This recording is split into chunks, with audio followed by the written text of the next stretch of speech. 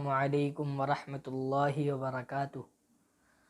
الحمد للہ وکفیٰ وصلاۃ وسلام علی عبادہ الذین اصطفیٰ، اما بعد۔ محترم حضرات، سامعین اکرام اور عزیز ساتھیوں، آج میں آپ حضرات کے سامنے ایک اہم مسئلہ پیش کرنا چاہتا ہوں۔ وہ ایک ایسا مسئلہ ہے جو سماج میں بہت زیادہ پھیلتا جا رہا ہے اور لوگوں کی سوچ بن چکی ہے۔ وہ مسئلہ کیا ہے؟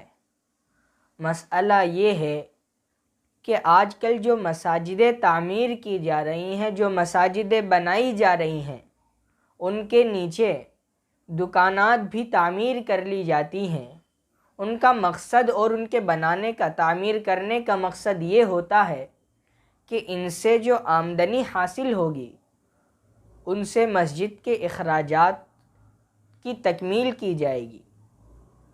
تو سوال یہ ہے کہ مساجد تعمیر کرنے کے وقت یہ جو دکانات بھی نکالی جاتی ہے، ان دکانات کا نکالنا صحیح ہے یا نہیں؟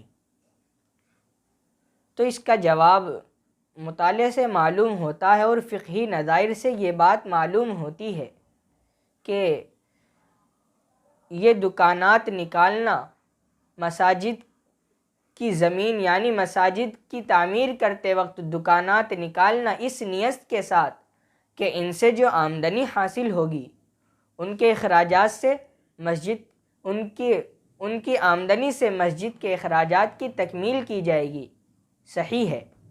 لیکن ایسی صورت میں وہ جو آمدنی حاصل ہوگی وہ مسجد کے اخراجات کی تکمیل ہی کے لیے ہوگی، اور ایسی صورت میں وہ جو دکانات ہوگی وہ مسجد کے حکم میں نہیں ہوگی، بلکہ ایسی تعمیر کے حکم میں ہوگی جسے مصالح مسجد کے لیے وقف کر دیا گیا ہو۔ باقی جو حصہ ہوگا یعنی دکانات کے علاوہ جو حصہ ہوگا وہ مسجد کے حکم میں ہوگا۔ اور یہاں ایک اور بات جاننے کی ہے، وہ یہ ہے کہ اگر مسجد تعمیر کر لی گئی، اس کے بعد یہ نیت کی کہ دکانات بھی اگر نکالی جائے تو مسجد کو فائدہ ہوگا اور اس سے زیادہ اخراجات کی تکمیل کی جا سکے گی، تو یہ بالکل درست نہیں ہے۔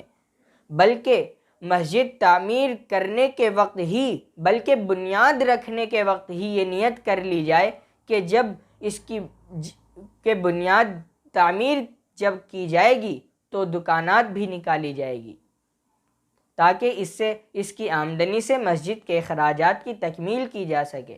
اس وقت تو صحیح ہے، لیکن اگر مسجد کی تعمیر کمپلیٹ ہو گئی، اس کے بعد دکانات نکالی گئی، تو یہ بالکل صحیح نہیں ہے، بلکہ ناجائز ہے۔ تو دوستو، بس میری بات یہیں ختم ہو جاتی ہے۔ تو میں ضابطے کے طریقے پر، بلکہ اپنے معمول کے مطابق، جیسا کہ آپ حضرات کو معلوم ہے کہ میں اپنی ہر ویڈیو میں عقیدے کے تعلق سے ایک سوال کرنا چاہتا ہوں، اور اس کا مقصد بھی میں آپ کو بتاتا ہوں کہ اس کے بتانے کا مقصد یہ ہے کہ آج کل ہمارے مسلمان بھائیوں کے عقیدے بہت کمزور ہوتے جا رہے ہیں۔